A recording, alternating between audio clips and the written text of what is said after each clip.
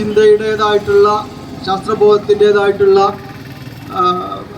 അവസ്ഥകൾ ഉണ്ടായിട്ടുള്ളതിൻ്റെ ശ്രമങ്ങൾ വളരെ മുമ്പ് തന്നെ പലരും വ്യക്തികളായിട്ടും സാമൂഹ്യ പ്രസ്ഥാനങ്ങളായിട്ടും ഒക്കെ നടന്നതിൻ്റെ ഒരു തുടർച്ചയായിട്ടാണ് കലാനാഥൻ മാഷും ഈ രംഗത്തേക്ക് വരുന്നത്, നമുക്കറിയാം.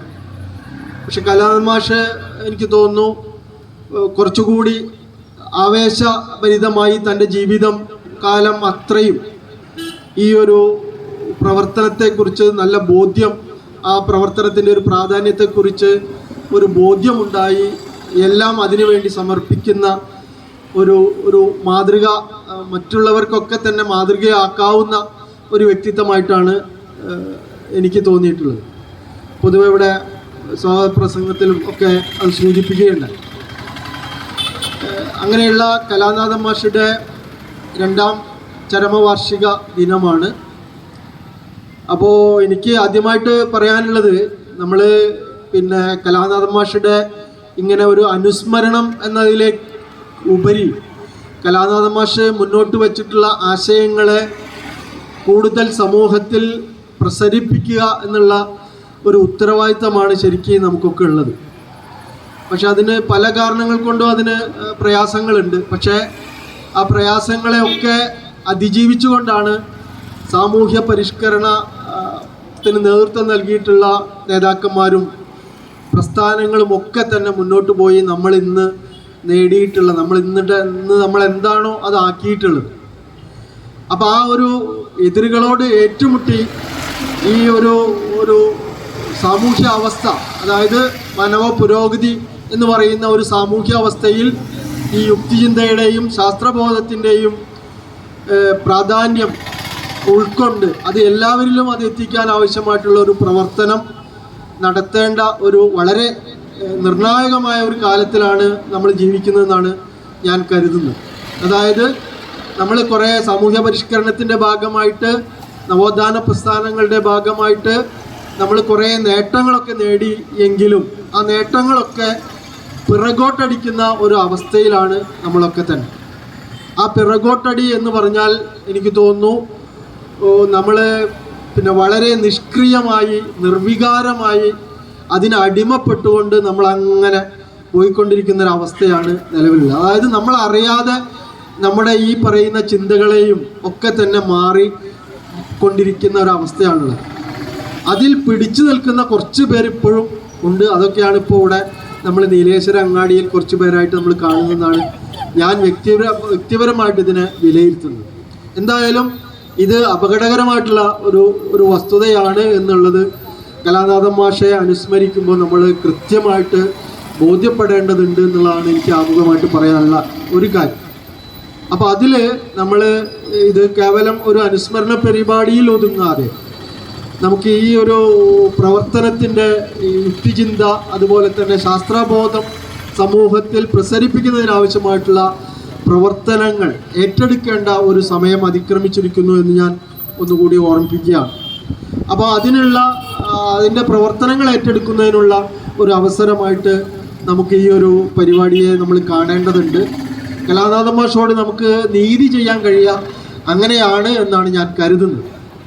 അപ്പോൾ അതിനു വേണ്ടിയിട്ടുള്ള പ്രവർത്തനങ്ങൾ ഈ യുക്തിവാദി സംഘത്തിൻ്റെ നീലേശ്വരം യൂണിറ്റ് മേലിൽ ഏറ്റെടുക്കുമെന്നാണ് ഞാൻ കരുതുന്നത്.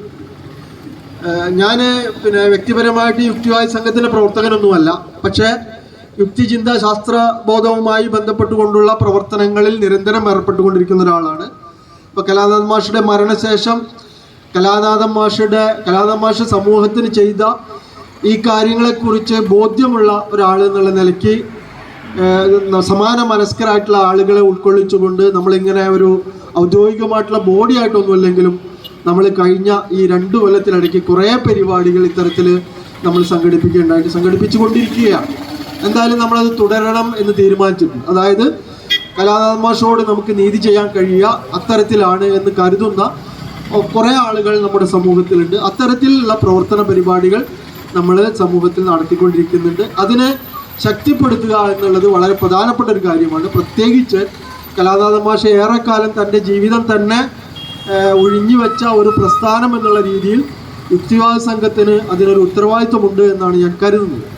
പല കാരണങ്ങൾ കൊണ്ട് നമുക്ക് യുക്തിവാദി പ്രസ്ഥാനം പിന്നോട്ട് പോകുന്നുണ്ടെങ്കിലും യുക്തിവാദി പ്രസ്ഥാനം ഒക്കെ നമ്മുടെ സമൂഹത്തിൽ അനിവാര്യമായിട്ടുള്ള ഒരു കാലഘട്ടത്തിലാണ് നമ്മൾ ജീവിക്കുന്നത്.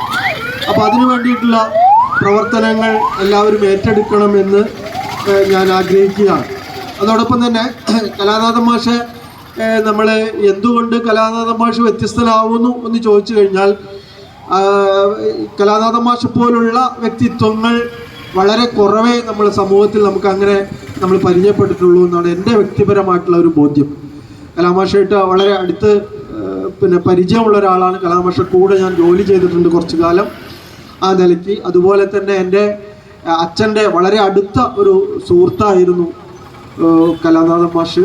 ആ നിലയ്ക്കൊക്കെ കലാനാഥൻ മാഷുമായിട്ട് വളരെ അടുപ്പമുണ്ട്. ആ നിലയ്ക്ക് ആണ് ഞാൻ നേരത്തെ പറഞ്ഞത്, എന്നെ സ്വാധീനിച്ചിട്ടുള്ള വ്യക്തികളിൽ വളരെ പ്രധാനപ്പെട്ട ഒരാൾ കലാനാഥൻ മാഷ്. അപ്പോൾ ഞാൻ ഇന്ന് ഇവിടെ കലാനാഥൻ മാഷെ അനുസ്മരിച്ച് സംസാരിക്കാൻ എന്നെ ഒരു അത്തരത്തിലുള്ളതിലേക്ക് വന്നിട്ടുള്ളതും ആ ഒരു കലാമാഷുമായിട്ടുള്ള ഒരു ബന്ധത്തിൻ്റെ അടിസ്ഥാനത്തിലാണ് എന്നുള്ളതാണ് ഞാൻ പറഞ്ഞത്.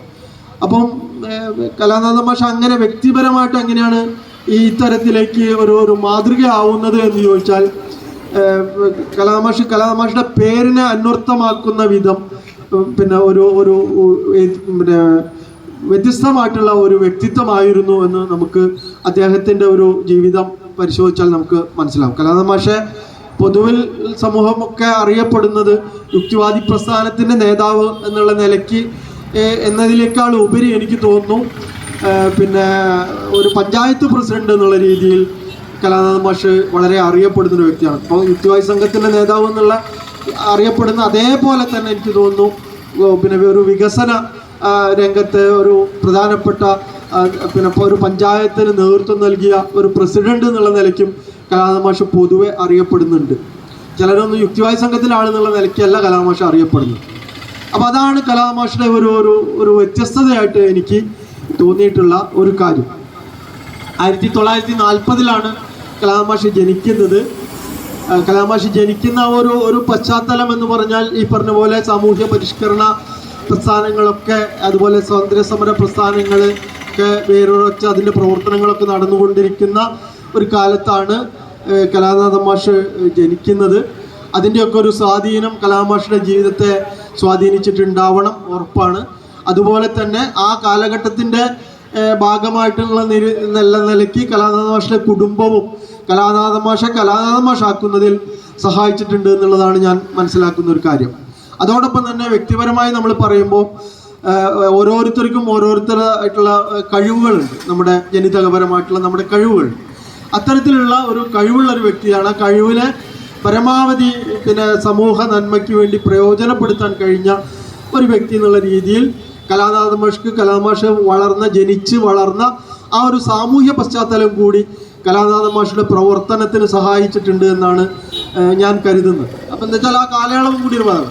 പക്ഷെ ആ കാലയളവ് അനുകൂലമായ കുറേ ആളുകളുണ്ടായിരുന്നു. പക്ഷെ കലാനാഥൻ മാഷ് മാത്രമാണ് ഇത്തരത്തിലേക്ക് വളരെ തീവ്രമായിട്ട് ഇത്തരത്തിൻ്റെ പ്രവർത്തനങ്ങളിൽ ഏറ്റെടുത്തത് എന്നുള്ളത് പറയുമ്പോൾ അത് നമുക്ക് കലാനാഥൻ മാഷെ വ്യത്യസ്തമാക്കുന്ന വളരെ പ്രധാനപ്പെട്ട ഒരു കാര്യമായിട്ട് ഞാൻ കാണുന്നു.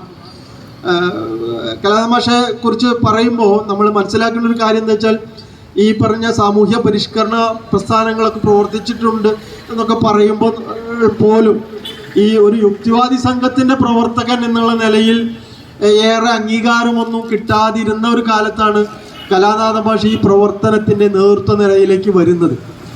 അതിൽ തന്നെ കുറേ വിസ്മയകരമായിട്ടുള്ള കുറേ കാര്യങ്ങളുണ്ട്. അപ്പോൾ അതിൽ എനിക്ക് തോന്നുന്നത് ഇടയ്ക്ക് എടുത്തു പറയാവുന്ന ഒരു സംഗതി എന്ന് പറഞ്ഞാൽ, കലാനാഥൻ മാഷ് അദ്ദേഹത്തിൻ്റെ ഔദ്യോഗിക ജീവിതം ആരംഭിക്കുന്നത് അധ്യാപകനായിട്ടാണ്. അദ്ദേഹം ഔദ്യോഗിക ജീവിതം ആരംഭിക്കുന്നത് ഒരു മുസ്ലിം മാനേജ്മെൻറ്റ് സ്കൂളിലാണ്. ഒന്ന് ആലോചിച്ച് നോക്കൂ, ആ കാലത്ത് 1968 ഞാൻ കരുതുന്നത്. അക്കാലത്ത് ഒരു മുസ്ലിം മാനേജ്മെൻറ്റ് സ്കൂളിൽ ഒരു അധ്യാപകനായിട്ട് ഒരു യുക്തിവാദി പ്രസ്ഥാനത്തിൻ്റെ ഒക്കെ ഭാഗമായിട്ട് അങ്ങനെ ചിന്തയും ഒക്കെയുള്ള ഒരു അധ്യാപകനായിട്ട് ഒരു മുസ്ലിം മാനേജ്മെൻറ്റ് തിരഞ്ഞെടുക്കുക എന്ന് പറഞ്ഞാൽ അത് നമുക്ക് വിസ്മയകരമായിട്ട് തോന്നും. അപ്പോൾ ആ വിസ്മയം തന്നെയാണ് കലാനാഥൻ മാഷെ വ്യത്യസ്തമാക്കുന്ന ഒരു സംഗതിയായിട്ട് ഉള്ളത്. അതായത് ഞാൻ കേട്ടിട്ടുള്ളത്, കലാനാഥൻ മാഷ് അദ്ദേഹത്തിൻ്റെ ട്രെയിനിങ് പീരീഡ് പിന്നെ ട്രെയിനിങ്ങിൻ്റെ ഭാഗമായിട്ട് ടീച്ചിങ് പ്രാക്ടീസ് നടത്തിയിരുന്നത് ഈ ചാലിയ ഒമ്പിച്ചി ഹൈസ്കൂളിലായിരുന്നു.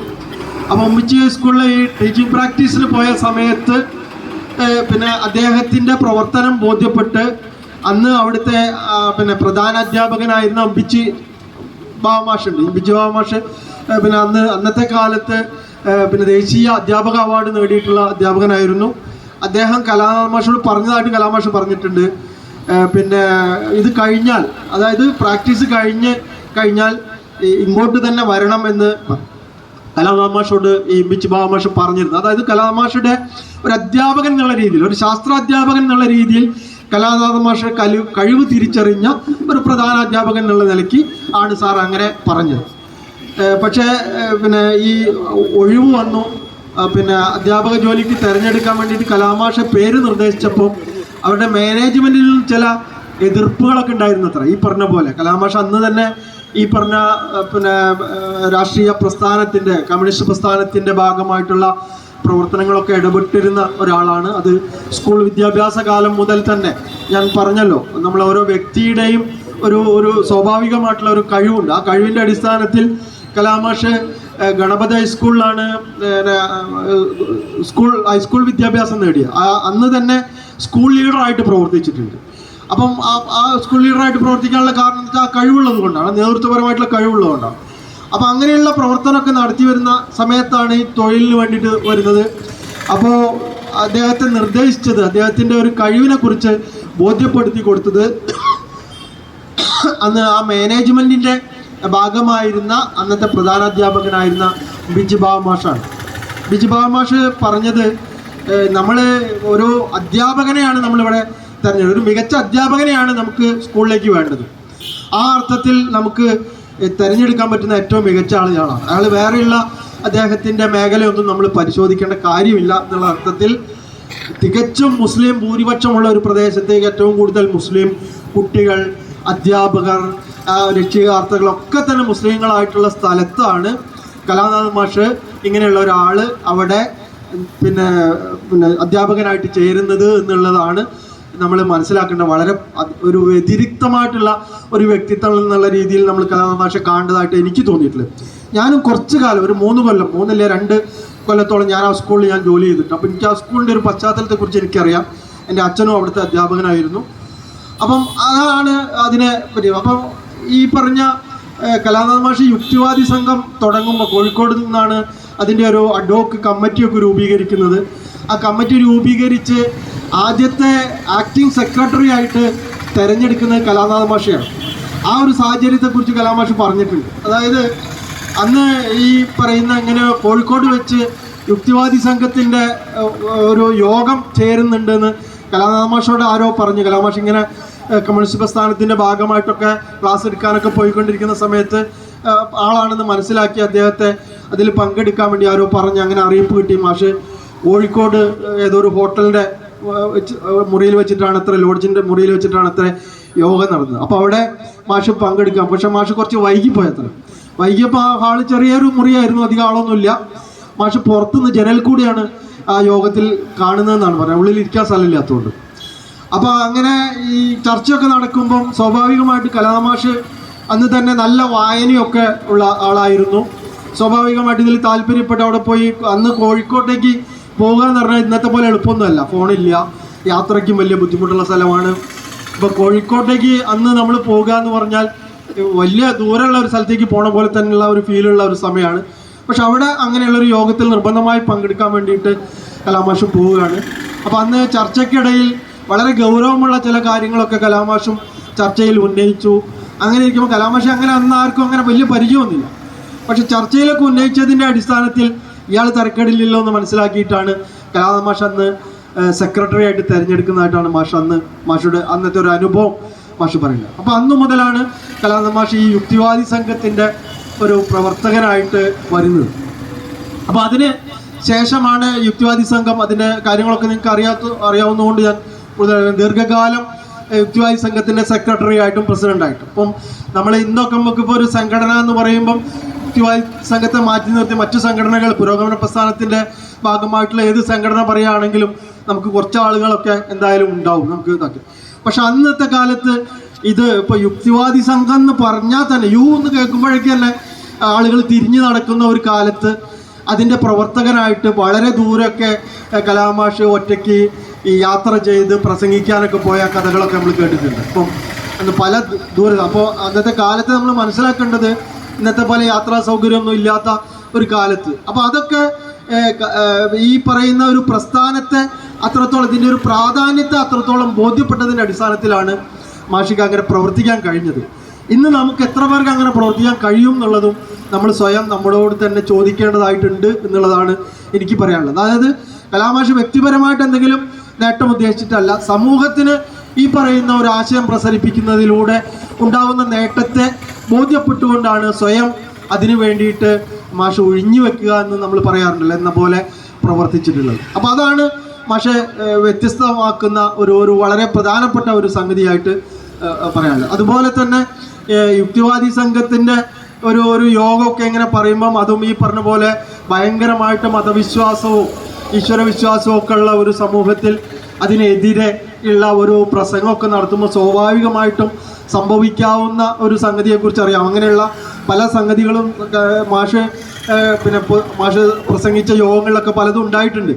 സ്വാഭാവികമായിട്ടും ആളുകളൊക്കെ കരുതുക എന്തിനാപ്പം നമ്മൾ അങ്ങനത്തെ ഒരു വയ്യാവേലിക്ക് പോകണമെന്നാണ് കരുതുക. പക്ഷേ അങ്ങനെയല്ല, ഇത് പ്രധാനപ്പെട്ടതാണ് എന്ന് ബോധ്യപ്പെട്ട് ആ നിലയ്ക്ക് നിന്ന് പ്രവർത്തിച്ച് മാഷ് യുക്തിവാദി സംഘത്തിൻ്റെ പ്രസിഡൻറ്റും അതുപോലെ തന്നെ സെക്രട്ടറി പ്രസിഡൻറ്റ്, അതുപോലെ തന്നെ ദേശീയ തലത്തിൽ ഫെറ അതിൻ്റെ സെക്രട്ടറിയും ഒക്കെ ആയിട്ട് മാഷിക്ക് പ്രവർത്തിക്കാൻ കഴിഞ്ഞത് മാഷിയുടെ ഉള്ളിലുള്ള ഈ ഒരു തീയായിരുന്നു എന്ന് നമ്മൾ ബോധ്യപ്പെടേണ്ടതുണ്ട്. നമുക്കൊക്കെ തന്നെ അത് ഈ പറയുന്ന ഒരു സാമൂഹ്യ മാറ്റം ആവശ്യമാണ് എന്നുള്ളൊരു ബോധ്യത്തിൻ്റെ അടിസ്ഥാനത്തിൽ ആണല്ലോ ഈ വൈകുന്നേരത്തും നമ്മൾ ഇന്ന് കുറേ പേര് നമുക്ക് വേറെ പണിയൊക്കെ ഉണ്ടായിട്ട് നമ്മൾ ഇന്ന് വന്നിരുന്ന് ഇതിനു വേണ്ടിയിട്ട് പ്രവർത്തിക്കുന്നു. അപ്പം അത്തരത്തിൽ നേതൃത്വപരമായിട്ടുള്ള പങ്ക് സമൂഹത്തിന് വേണ്ടിയിട്ട്, സാമൂഹ്യ മാറ്റത്തിന് വേണ്ടിയിട്ട് വഹിച്ചിട്ടുള്ള വളരെ പ്രമുഖനായിട്ടുള്ള ഒരു വ്യക്തി എന്നുള്ള നിലയ്ക്ക് വേണം നമ്മൾ കലാനാഥൻ മാഷെ മനസ്സിലാക്കാൻ എന്നുള്ളതാണ് എനിക്ക് പറയാനുള്ള വളരെ പ്രധാനപ്പെട്ട ഒരു സംഗതി.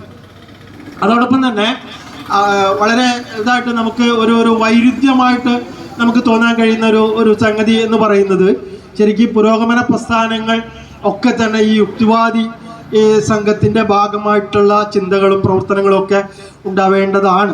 പക്ഷെ പല കാരണങ്ങൾ കൊണ്ട് നമുക്ക് നമ്മുടെ പുരോഗമന പ്രസ്ഥാനങ്ങൾ, കമ്മ്യൂണിസ്റ്റ് പ്രസ്ഥാനം ഒക്കെ തന്നെ ഈ പറയുന്ന യുക്തിചിന്തയുമായി ബന്ധപ്പെട്ട് യുക്തിചിന്തയൊക്കെ വേണമെന്നുള്ള ആശയമാണ് എങ്കിൽ പോലും സമൂഹത്തിൽ പൊതുവെയുള്ള ആശയം എന്ന് പറയുന്നത് മതചിന്തയും ഈശ്വരചിന്തയൊക്കെ ഉള്ള ഒരു സമൂഹത്തിൽ സ്വാഭാവികമായും അവരെയും കൂടി പരിഗണിച്ചിട്ട് മാത്രമേ നമുക്ക് സാമൂഹ്യ മാറ്റത്തിൻ്റെ ഒരു ഇടപെടൽ നടത്താൻ കഴിയുള്ളൂ എന്നുള്ളതിൻ്റെ അടിസ്ഥാനത്തിലാണ് പാർട്ടികളൊക്കെ പ്രവർത്തിക്കുന്നത് എന്നുള്ളത് നമുക്ക് ബോധ്യമുണ്ടെങ്കിൽ പോലും എനിക്ക് തോന്നുന്നു കലാമാഷി പ്രവർത്തനമൊക്കെ നടത്തുമ്പോഴും അനുഭവിച്ചിട്ടുള്ള ഒരു സംഘർഷങ്ങളിൽ വളരെ പ്രധാനപ്പെട്ട ഒരു സംഘർഷമായിട്ട് എനിക്ക് തോന്നിയിട്ടുള്ളത് കമ്മ്യൂണിസ്റ്റ് പാർട്ടിയുടെ അംഗമായിട്ട് കുറേ കാലം പ്രവർത്തിച്ച് വന്നെങ്കിലും യുക്തിവാദി സംഘത്തിൻ്റെ ഒരു പ്രധാനപ്പെട്ട പ്രവർത്തകൻ എന്നുള്ള രീതിയിൽ കമ്മ്യൂണിസ്റ്റ് പ്രസ്ഥാനത്തിൻ്റെ ഭാഗമായിട്ട് ഇത് രണ്ടും കൂടി കൊണ്ടുപോകുന്നത് ശരിയല്ല എന്നുള്ള ഒരു കാഴ്ചപ്പാടിൽ കമ്മ്യൂണിസ്റ്റ് പാർട്ടി എത്തിയതിൻ്റെ ഭാഗമായിട്ടുള്ള ഒരു സംഘർഷം കലാനാഥൻ മാഷ് അക്കാലത്ത് അനുഭവിച്ചതായിട്ട് എനിക്ക് നല്ല ബോധ്യമുണ്ട്. പലപ്പോഴും മാഷത് പറയുകയും ചെയ്തിട്ടുണ്ട്. അപ്പോൾ അന്ന് സ്വാഭാവികമായിട്ടും എനിക്ക് തോന്നുന്നു കലാനാഥൻ മാഷ് അന്ന് യുക്തിവാദി പ്രസ്ഥാനമാണോ വേണ്ടത്, കമ്മ്യൂണിസ്റ്റ് പ്രസ്ഥാനമാണോ വേണ്ടത്, ഏതിലെങ്കിലും ഒന്നിലും ഉറച്ചു നിൽക്കണം എന്നുള്ളൊരു തീരുമാനം എടുക്കേണ്ട ഒരു ഘട്ടം വന്നപ്പോൾ മാഷ് യുക്തിവാദി പ്രസ്ഥാനത്തിൻ്റെ ഭാഗത്താണ് നിന്നത്. എനിക്ക് തോന്നുന്നു മാഷ് ഈ കമ്മ്യൂണിസ്റ്റ് പ്രസ്ഥാനത്തിൻ്റെ ഭാഗമായിട്ടായിരുന്നെങ്കിൽ ഇന്ന് എനിക്ക് തോന്നുന്നു ഒരു MLAയോ ഒരു മന്ത്രിയോ ഒക്കെ ആകാൻ, അതിലും മേലെയൊക്കെ ആവാൻ കഴിവുള്ള ഒരു വ്യക്തിത്വമായിരുന്നു. പക്ഷേ മാഷ് തിരഞ്ഞെടുത്ത ഈ ഒരു വഴിയാണ്. ഈ വഴി തിരഞ്ഞെടുക്കാനുള്ള കാരണമായിട്ട് മാഷ് പറഞ്ഞിട്ടുള്ളൊരു സംഗതി എന്താണെന്ന് വെച്ചാൽ കമ്മ്യൂണിസ്റ്റ് പാർട്ടിയുടെ പ്രവർത്തനമൊക്കെ നടത്താൻ കുറേ ആളുകളുണ്ട്, പക്ഷേ ഈ പറഞ്ഞൊരു കാര്യം പറയാൻ ആൾ കുറവാണ്, ഇതിനാൾ വേണം എന്നുള്ള ഒരു ബോധ്യത്തിൻ്റെ അടിസ്ഥാനത്തിൽ, അതായത് യുക്തിചിന്ത അതുപോലെ തന്നെ ശാസ്ത്രബോധമൊക്കെ ആ അർത്ഥത്തിൽ പറഞ്ഞ് പ്രചരിപ്പിക്കാൻ ആളുകളില്ല, ആളുകൾ കുറവാണ്. അപ്പോൾ അതിന് ഞാനും കൂടി ഇതിൽ നിന്ന് അങ്ങോട്ട് പോയി കഴിഞ്ഞാൽ ഉള്ള ഒരു പ്രശ്നമുണ്ട്, ഞാൻ ഇതിനു വേണ്ടിയിട്ടാണ് പ്രവർത്തിക്കാൻ പോകുന്നത് എന്ന് മാഷ് ബോധ്യപ്പെട്ടിട്ടാണ് അതിൻ്റെ ഭാഗമാവുന്നത് എന്നുള്ള. അതിൻ്റെ ഭാഗമാണ് ഈ പറഞ്ഞ വലിയ രീതിയിൽ ഈ പറഞ്ഞ പോലെ യുക്തിവാദി പ്രസ്ഥാനം പല കാരണങ്ങൾക്കുണ്ട്. യുക്തിവാദി പ്രസ്ഥാനം വളർന്ന് പിന്നെ വലുതാകാതിരിക്കാൻ പല കാരണങ്ങളുണ്ട്. അപ്പോൾ അതിൽ ഒരു കാരണം ഈ പറഞ്ഞ ഒരു കാരണമായിരിക്കുമെന്നാണ് എനിക്ക് തോന്നുന്നത്. അപ്പം അങ്ങനെ ഈ ഉള്ള ഒരു ഘട്ടത്തിലാണ് കലാനാഥൻ മാഷ് ഇതിൻ്റെ ഭാഗമായിട്ട് വന്നത്. അപ്പം അതിന് വേണ്ടിയിട്ട് സ്വന്തം ജീവിതം തന്നെ, അപ്പം മാഷ് കല്യാണം കഴിക്കാനൊക്കെ കുറേ വൈകിട്ടാണ് കല്യാണം കഴിച്ചത്. കല്യാണം വേണ്ട എന്നൊക്കെ പറഞ്ഞിരുന്നു. കല്യാണം വേണ്ടാന്ന് പറയുന്നതിൻ്റെ കാര്യം എന്താണെന്ന് വെച്ചാൽ കുടുംബമൊക്കെ ആകുമ്പം ഈ പറയുന്ന സാമൂഹ്യ പ്രവർത്തനത്തിന് നേരിടാവുന്ന ഒരു തടസ്സങ്ങളൊക്കെ ഉണ്ടല്ലോ, അത് ഒഴിവാക്കാൻ വേണ്ടിയിട്ടായിരുന്നു മാഷ് ആ ഒരു തീരുമാനം എടുത്ത് കല്യാണം കഴിക്കാനൊക്കെ കുറേ വൈകിയത് എന്ന് ആണ് ഞാൻ മനസ്സിലാക്കുന്നത്. അപ്പോൾ അത്രയും വളരെ ആത്മാർത്ഥമായിട്ട് ഈ പറയുന്ന ഒരു പ്രസ്ഥാനത്തിൻ്റെ അല്ലെങ്കിൽ ഈ ഒരു ആശയത്തിൻ്റെ ബോധ്യം ഉള്ളതിൻ്റെ ഭാഗമായിട്ടാണ് കലാനാഥൻ മാഷ് അത്തരത്തിലൊരു തീരുമാനമെടുത്ത് പോയത്.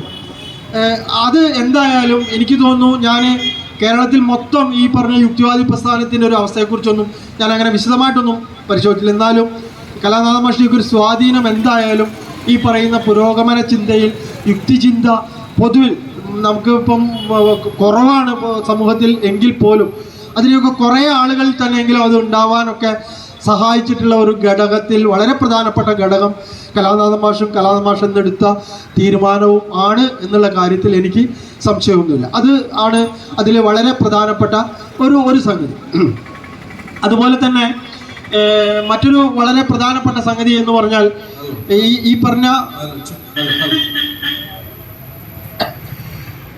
പറഞ്ഞ പിന്നെ യുക്തിചിന്തയുടെ പ്രവർത്തന മേഖല മാത്രമായിരുന്നില്ല കലാനാഥൻ മാഷിന്റെ മേഖല എന്ന് ഞാൻ പറഞ്ഞു. പിന്നീട് പാർട്ടിയിൽ നിന്നൊക്കെ പോയതിന് ശേഷവും അവിടെ പഞ്ചായത്ത് ഇലക്ഷൻ വന്നപ്പം പാർട്ടിയിൽ ഇല്ലാതിരുന്ന, അതായത് പാർട്ടി അല്ലാതിരുന്ന കലാനാഥൻ മാഷെ മത്സരിപ്പിക്കുകയും യുക്തിവാദി സംഘത്തിൻ്റെ നേതാവായിട്ട് അന്ന് സെക്രട്ടറിയായി പ്രവർത്തിക്കുന്ന കാലത്ത് കലാനാഥൻ മാഷെ വള്ളിക്കുന്നിൽ പിന്നെ പഞ്ചായത്തിലേക്ക് വേണ്ടി പിന്നെ മത്സരിപ്പിക്കുകയും, എനിക്ക് തോന്നുന്നു അന്ന് മാഷ് മത്സരിച്ച ഒരു തീരദേശ വാർഡിലാണ് കലാനാഥൻ മാഷ് മത്സരിച്ചത്. തീരദേശ വാർഡ് എന്ന് പറഞ്ഞാൽ എല്ലാവർക്കും അറിയാമല്ലോ, മുസ്ലിം ഭൂരിപക്ഷമുള്ള ഒരു പ്രദേശമാണ്. ആ പ്രദേശത്ത് നിന്ന് അന്ന് പിന്നെ ഞാൻ മനസ്സിലാക്കുന്നത് ഏറ്റവും കൂടുതൽ വോട്ട് നേടി വിജയിച്ച ഒരാൾ കലാനാഥൻ മാഷായിരുന്നു. അതായത് യുക്തിവാദി സംഘത്തിൻ്റെ സെക്രട്ടറി ആയിരിക്കുന്ന സമയത്താണ് കലാനാഥൻ മാഷ് അവിടുന്ന് ഈ പഞ്ചായത്ത് മെമ്പറായിട്ട് അവിടുന്ന് തിരഞ്ഞെടുക്കപ്പെടുന്നത്. അപ്പോൾ അതിൽ നിന്ന് കലാനാഥൻ മാഷ വ്യക്തിത്വം നമുക്ക് ബോധ്യപ്പെടും. അതായത് ഇപ്പം അയാൾ സ്വാഭാവികമായി ഇന്നത്തെ കാലത്ത് ഇപ്പം പറയുകയാണെങ്കിൽ പിന്നെ അവൻ ദൈവമില്ലാത്ത ആളാണ്, അവനെ ജയിപ്പിക്കേണ്ട എന്നുള്ള രീതിയിൽ ഇന്നൊക്കെ അങ്ങനെയൊക്കെ വരാനൊക്കെ സാധ്യതയൊക്കെ ഉണ്ട്. പക്ഷേ ഇതൊക്കെ അറിയാവുന്ന ആളുകൾ ഏറ്റവും കൂടുതൽ മതപരമായിട്ട് വളരെ അടുത്ത് നിൽക്കുന്ന മുസ്ലിം ഭൂരിപക്ഷമുള്ള സ്ഥലത്ത് നിന്ന് മുസ്ലിങ്ങളുടെ വോട്ട് കിട്ടി പിന്നെ ഈ പറയുന്ന യുക്തിവാദി സംഘത്തിൻ്റെ ഒരു സംസ്ഥാന സെക്രട്ടറി ആയിരുന്ന ഒരാൾ ജയിച്ചു വരിക എന്ന് പറഞ്ഞാൽ അത് അദ്ദേഹത്തിൻ്റെ വ്യക്തിപരമായിട്ടുള്ള ആ ഒരു കഴിവാണ് എന്നുള്ളത് നമ്മൾ ബോധ്യപ്പെടേണ്ടതുണ്ട്. അപ്പോൾ അദ്ദേഹത്തിൻ്റെ ആത്മാർത്ഥതയും ആ കൊല്ലത്തിൽ അദ്ദേഹം പ്രസിഡൻ്റായി തിരഞ്ഞെടുക്കപ്പെടുകയും ഈ പറഞ്ഞ വള്ളിക്കുന്ന് പഞ്ചായത്തിൽ വികസനത്തിൻ്റെതായിട്ടുള്ള ഒരു കാഴ്ചപ്പാടും, അതായത് ഈ പറഞ്ഞ മാനവ പിന്നെ പുരോഗതി എന്ന് പറയുമ്പം ഈ പറയുന്ന ചിന്തയിലുള്ള പുരോഗതിയോടൊപ്പം തന്നെ ഒരു പ്രദേശത്തിൻ്റെ വികസനത്തിൻ്റെ കാര്യത്തിലും കലാനാഥൻ മാഷ്ക്ക് വ്യക്തമായിട്ടുള്ള കാഴ്ചപ്പാടുകൾ ഉണ്ടായിരുന്നു. അന്ന് ഈ പറഞ്ഞ പോലെ ജനകീയാസൂത്രണം ഇതൊന്നും വരാത്ത കാലത്താണ് കലാനാഥൻ മാഷ് ആദ്യത്തെ പഞ്ചായത്ത് പ്രസിഡന്റ് ആവുന്നത്. പക്ഷെ അന്നും ഒട്ടേറെ കാര്യങ്ങൾ ആ രംഗത്ത് ഇടപെടാൻ കലാനാഥൻ മാഷ്ക്ക് കഴിഞ്ഞിട്ടുണ്ട്. അതുകൊണ്ട് തന്നെയാണ് പിന്നീട് അടുത്ത ഘട്ടത്തിലും കലാനാഥൻ മാഷ് വീണ്ടും മത്സരിക്കുകയും വീണ്ടും ഇതേപോലെ തന്നെ പിന്നെ നല്ല ഭൂരിപക്ഷത്തോടു കൂടി വിജയിക്കുകയൊക്കെ ചെയ്തിട്ടുള്ളത്. 95 ഇതുപോലെ തന്നെ 95 നമ്മളെ ജനകീയാസൂത്രണ പ്രവർത്തനങ്ങൾ തുടങ്ങുന്ന കാലത്ത് വീണ്ടും ഇലക്ഷനിൽ കലാനാഥൻ മാഷ് മത്സരിക്കാൻ ഇറങ്ങുമ്പോൾ അന്ന് റിട്ടയർ ചെയ്തിട്ടില്ല. റിട്ടയർ ചെയ്യാൻ മാഷ്ക്ക് എനിക്ക് തോന്നുന്നു പിന്നെ ഒരു 2 കൊല്ലം കൂടി ഉണ്ടായിരുന്നു എന്നാണ് ഞാൻ മനസ്സിലാക്കുന്നത്. പക്ഷേ പഞ്ചായത്തിലേക്ക്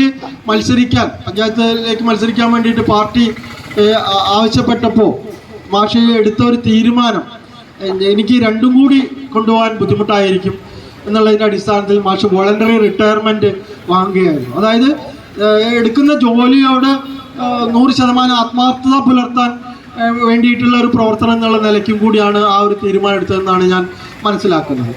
അങ്ങനെ പിന്നെ പഞ്ചായത്തിലേക്ക് മത്സരിക്കുകയും ആ ജനകീയാസൂത്രണ പ്രവർത്തനം തുടങ്ങുന്ന ഘട്ടത്തിൽ വള്ളിക്കുന്ന് പഞ്ചായത്തിൻ്റെ പ്രസിഡന്റായി തിരഞ്ഞെടുക്കപ്പെടുകയും ചെയ്തിട്ടുള്ളത്.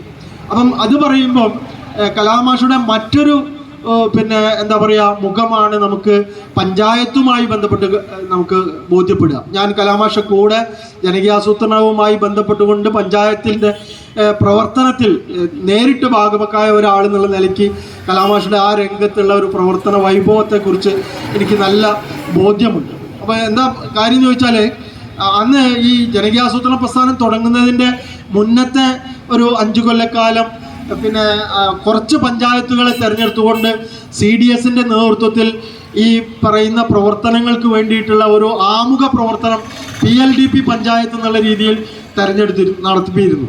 അപ്പോൾ അങ്ങനെ അന്ന് 5 പഞ്ചായത്തുകളാണ് തിരഞ്ഞെടുത്തത്. കാസർഗോഡ് നിന്ന് ഏത് പഞ്ചായത്ത് ഉണ്ടോ എന്ന് എനിക്കറിയില്ല. കണ്ണൂരിൽ നിന്ന് ഏതാ മയിൽ പഞ്ചായത്ത് ഒക്കെ ഉണ്ടായിരുന്നു. എന്തായാലും ഞങ്ങൾ വള്ളിക്കുന്ന് പഞ്ചായത്ത് അതിൽ ഉൾപ്പെട്ടിരുന്നില്ല. 5 പഞ്ചായത്തിലാണ് ഒരു പൈലറ്റ് പദ്ധതി എന്നുള്ള രീതിയിൽ ജനകീയാസൂത്രണവുമായി ബന്ധപ്പെട്ടുകൊണ്ടുള്ള പ്രവർത്തനങ്ങളുടെ ഒരു പിന്നെ തുടക്കം നടത്തിയിരുന്നത്. CDSൻ്റെ ഒരു ഫണ്ടോട് കൂടിയിട്ടുള്ള ഒരു പ്രവർത്തനമായിരുന്നു. അപ്പോൾ അതിൽ കുറേ മാതൃകാപരമായിട്ടുള്ള കുറേ പ്രവർത്തനം നടത്തിയിരുന്നു. അതിലൊന്ന് നമുക്ക് പറയാൻ എളുപ്പം മനസ്സിലാകാവുന്ന ഒരു പ്രവർത്തനം എന്ന് പറഞ്ഞാൽ വിഭവ ഭൂപട നിർമ്മാണ പ്രവർത്തനമായിരുന്നു. വിഭവ ഭൂപട നിർമ്മാണ പ്രവർത്തനം എന്ന് പറഞ്ഞാൽ ഒരു പഞ്ചായത്തിൻ്റെ വികസനം നമ്മൾ ആസൂത്രണം ചെയ്യുമ്പോൾ അതിൽ വളരെ പ്രധാനപ്പെട്ട ഒരു ഘടകം എന്ന് പറയുന്നത് ആ പഞ്ചായത്തിൽ എന്തൊക്കെ വിഭവങ്ങളുണ്ട് എന്ന് നമ്മൾ മനസ്സിലാക്കുക എന്നുള്ളതാണ്. അന്ന് നമുക്ക് ഇന്നത്തെ പോലെ വലിയ സാങ്കേതികമായിട്ടുള്ള ഒരു സംഗതികളൊന്നും ഇല്ലാത്ത കാലത്ത് നമ്മൾ പഞ്ചായത്തിൻ്റെ വിഭവങ്ങളെ അടയാളപ്പെടുത്തി ഒരു ഭൂപടമായിട്ട് രേഖപ്പെടുത്തുന്ന ഒരു പണി സെസ്സിൻ്റെ ഒക്കെ നേതൃത്വത്തിൽ ഈ പറഞ്ഞ ജനകീയാസൂത്രണം തുടങ്ങുന്നതിന് മുമ്പ് CDSൻ്റെ നേതൃത്വത്തിൽ 5 പഞ്ചായത്തുകളിൽ നടത്തുകയുണ്ടായി. അപ്പോൾ അങ്ങനെ ഇവിടെ കണ്ണൂർ എനിക്ക് തോന്നുന്നു ആന്തൂർ പഞ്ചായത്തിൽ അങ്ങനെ ഒരു വിഭവ അതുപോലെ കല്യാശ്ശേരി പഞ്ചായത്തിലാണ് അത് തുടക്കം ചെയ്തതെന്നാണ് ഞാൻ മനസ്സിലാക്കുന്നത്. അപ്പം അങ്ങനെയുള്ള ഒരു പ്രവർത്തനമൊക്കെ നടന്നിരുന്നു. അപ്പോൾ കലാമാഷ് പ്രസിഡൻ്റായി തിരഞ്ഞെടുക്കുന്ന ഘട്ടത്തിൽ പിന്നെ മാഷി ഇതൊക്കെ ഈ പറഞ്ഞ പോലെ ഞാൻ പറഞ്ഞല്ലോ, പിന്നെ കലാമാഷിയുടെ മറ്റൊരു ഇത് നമ്മൾ മാതൃകയാക്കേണ്ട, ഞാനൊക്കെ ഇങ്ങനെ വിചാരിക്കൽ മാതൃകയാക്കേണ്ട ഒരു സംഗതി എന്ന് പറഞ്ഞാൽ ജീവിതത്തിൽ ഇപ്പോൾ ഒരു കാര്യം ഏറ്റുകഴിഞ്ഞാൽ ആ കാര്യത്തെ വളരെ ആത്മാർത്ഥതയോടുകൂടി ചെയ്യുക എന്നുള്ളത് വളരെ പ്രധാനപ്പെട്ടതാണ്. അപ്പോൾ ആ കാര്യത്തിലാണ് ഇപ്പോൾ മാഷൊരു യോഗത്തിന് നിങ്ങൾ പിന്നെ ക്ഷണിച്ചിട്ടുണ്ടെങ്കിൽ ഒരു വിഷയം കൊടുത്ത് സംസാരിക്കാൻ ക്ഷണിച്ചിട്ടുണ്ടെങ്കിൽ മാഷ് വെറുതെ വന്ന്, മാഷിക്ക് വേണമെങ്കിൽ മൈക്കിൽ വന്ന് സംസാരിക്കാൻ ഇഷ്ടംപോലെ ഉണ്ട്, പറയാൻ കഴിയും. പക്ഷെ മാഷ് അങ്ങനെ വന്ന് സംസാരിക്കില്ല.